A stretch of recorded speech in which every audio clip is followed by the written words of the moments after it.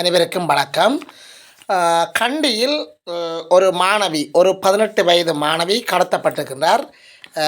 இலங்கையையே உலுக்கிய ஒரு பரபரப்பான சம்பவமாக காணப்படுகின்றது. மிகவும் ஒரு திகில் காட்சியாகத்தான் சிசிடிவி கேமராவில் வெளியான காட்சிகள் தற்போது சமூக வலைத்தளங்களில் வைரலாகி வந்து கொண்டிருக்கின்றது.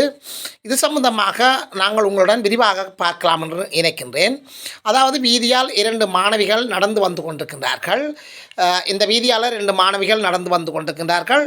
அது சிசிடிவி கேமராவில் தெளிவாக தெரிகின்றது. அவர்கள் அருகில் ஒரு கயஸ் வாகனம், ஒரு கருப்பு நிற கயஸ் வாகனம் ஒன்று போய் நிற்கின்றது. அந்த கயஸ் வாகனத்தில் இருந்த இனந்தெரியாத ஒரு இளம் நபர் வந்து அந்த மாணவிகளில் ஒருத்தியை இறுக்கமாக பிடித்து அந்த வாகனத்திற்குள் அவர்கள் விருப்பத்துக்கு மாறாக போராடி, அந்த மாணவியுடன் போராடி வாகனத்துக்குள் ஏற்றிச் செல்கின்ற காட்சி தான் இங்கே காணப்படுகின்றது. அந்த சம்பவத்தை கண்ட இன்னொரு இளைஞர் அந்த பகுதியில் ஓடோடி வந்து அந்த மாணவியை மீட்பதற்கு போராடி கொண்டிருக்கின்றார். இதன் பின்னணியில் நடந்த சம்பவங்களை இந்த காணொலியில் நீங்கள் விரிவாக பார்க்க போகிறீர்கள். கடத்தப்பட்ட மாணவி யார்? கடத்தியவர் யார்? மாணவியின் பெற்றோர்களின் நிலை என்ன? மாணவி காப்பாற்றப்பட்டிருக்கின்றார்களா? போலீசார் இது சம்பந்தமான என்ன நடவடிக்கை எடுக்க போகின்றார்கள்? காப்பாற்ற சென்றவர் யார்? அவர் தற்போது நிலை என்ன?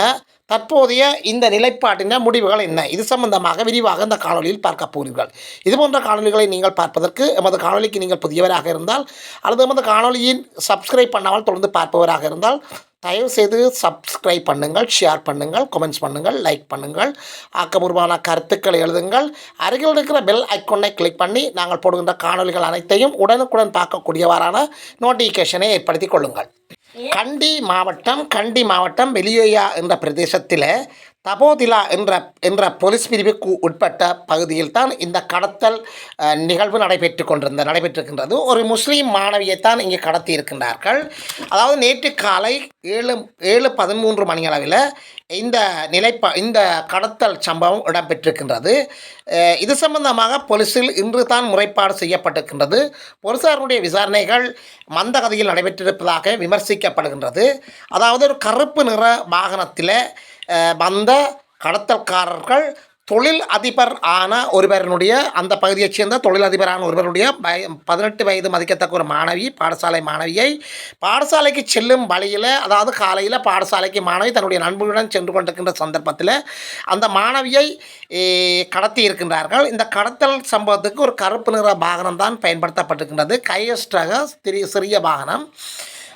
கடத்தியவர் பாடசாலை மாணவியினுடைய உறவினர் என்று தற்போதைய செய்திகள் கிடைக்கின்றன.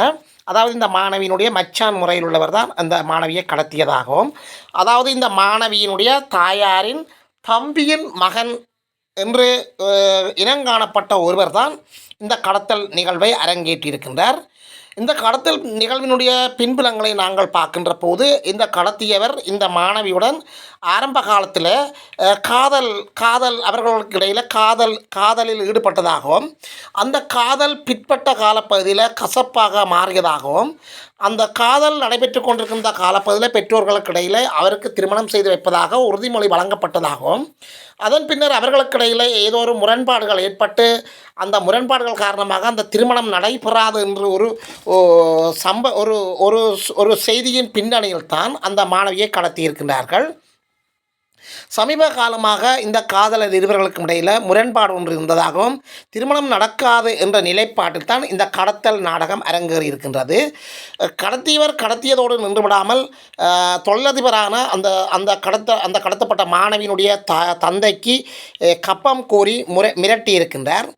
அதாவது தொலைபேசியின் ஊடாக தந்தையுடன் தொடர்பு ஏற்படுத்தி முதலில் 5 மில்லியன் பணத்தை தருமாறு அவர் மிரட்டியிருக்கின்றார். அதன் பின்னர் 3 மில்லியனாக அதை குறைத்திருக்கின்றார். இறுதியாக அவர் பின்பு 2 லட்சம் ரூபாய் பணத்தையும் தந்தையினுடைய வாகனத்தையும் தருமாறு, அதாவது தந்தை பாவித்த ஒரு வேனையும் தரும்படி அவர் மிரட்டியிருக்கின்றார். இதன் பின்னணியில் தந்தையாரால் எடுக்கப்பட்ட நடவடிக்கைகளாவன, தந்தையார் உடனடியாக அவருடைய வங்கி இலக்கத்துக்கு 50,000 ரூபாயை வைப்பில் இட்டதாகவும் இது சம்பந்தமாக தற்போது அறியக்கூடியதாக இருக்கிறது. போலீசாருக்கான தகவல்கள் இன்று காலை தான் வழங்கப்பட்டிருக்கின்றது. தகவல்கள் கிடைத்த போலீசார் விசாரணையை முடுக்கிவிட்டிருக்கின்றார்கள். விசாரணையில் கடத்தல்காரரை தேடிக்கொண்டு போலீசார் சென்றிருக்கின்றார்கள். அதிகூடிய தொழில்நுட்பங்களை பயன்படுத்தியதாக கூறப்படுகிறது. அதாவது அதிகூடிய தொழில்நுட்பத்தை பயன்படுத்தியதன் பின்னர் புலனறுவி என்ற மாவட்டத்தில் அந்த வாகனம் கைவிடப்பட்டிருப்பதாகவும் கூறப்படுகின்றது. கடத்திய வாகனம் ஒரு ஒரு வாடகைக்குரிய வாகனம் என்று அதன் பின்னர் அறியக்கூடியதாக இருக்கின்றது. மாணவியை கடத்தியவர்களையும் போலீசார் தேடுகின்றனர். மாணவியை கடத்தியவர்களையும் கடத்தப்பட்ட மாணவியும் இதுவரை அவர்கள் கைப்பற்றப்படவில்லை. அவர்கள் போலீசார் தேடுதல் நிகழ்வில் தான் ஈடுபட்டு கொண்டிருக்கின்றார்கள். வேனில் காப்பாற்றச் சென்றவர் அந்த பிரதேசத்தைச் சேர்ந்த இன்னொரு இளைஞர் என்று கூறப்படுகின்றது. 600 மீட்டர் தூரம் வேனில் அவர் உறைஞ்சிப்பட்டு இழுத்துச் செல்லப்பட்டதாகவும், மேலும் வேனில் இருந்த அந்த கடத்தல்காரருக்கும் அவருக்கும் இடையில் கடுமையான சண்டை இடம்பெற்றதாகவும், அவர் இறுதியில் தாக்கப்பட்டு வீசியில் தூக்கி வீசப்பட்டதாகவும் அங்கு நேரில் பார்த்தவர்களால் இந்த தகவல் கிடைக்கக்கூடியதாக இருக்கிறது. வீதியில் வீசப்பட்டவர் அதன் வாகனத்தை பின்தொடர்ந்து சென்ற இன்னொரு பாடசாலை ஆசிரியரால் மீட்கப்பட்டு மருத்துவமனையில் சேர்க்கப்பட்டதாக தகவல்கள் தெரிவிக்கின்றன. அந்த கயஸ் வாகனத்தை போலீசார் ஜிபிஎஸ் தொழில்நுட்பத்தின் மூலமாக அந்த வாகனத்தை தேடியதாகவும், அவ்வாறு தேடுகின்ற போதுதான் அது புலனறுவை மாவட்டத்தில் கண்டுபிடிக்கப்பட்டதாகவும் செய்திகள் தெரிவிக்கின்றன. கடத்தல்காரர் பற்றிய தகவல்களை நாங்கள் பார்க்கின்ற போது, கடத்தல்காரர் இந்த கடத்தப்பட்ட மாணவியின் மச்சான்காரன் என்று சொல்லியும், அதாவது மாணவியின் தாயாரின் தம்பிக்காரனின் மகன் என்று கூறப்படுகின்றது. இவர் கடந்த சில வருடங்களுக்கு முன்னர் ஜப்பான் நாட்டில் வேலை செய்ததாகவும், அந்த ஜப்பான் நாட்டில் வேலை செய்து போட்டு பிறகு இலங்கைக்கு வந்தபோது அவர் போதைக்கு அடிமையானதாகவும், இவ்வாறு போதைக்கு அடிமையான ஒருவருக்கு தன் மகளை செய்து வைக்க தாயார் மறுத்ததாகவும், இதன் பின்னணியில் தான் இந்த கடத்தல் இடம்பெற்றதாகவும் அங்கிருந்து தகவல்கள் கிடைக்கின்றன.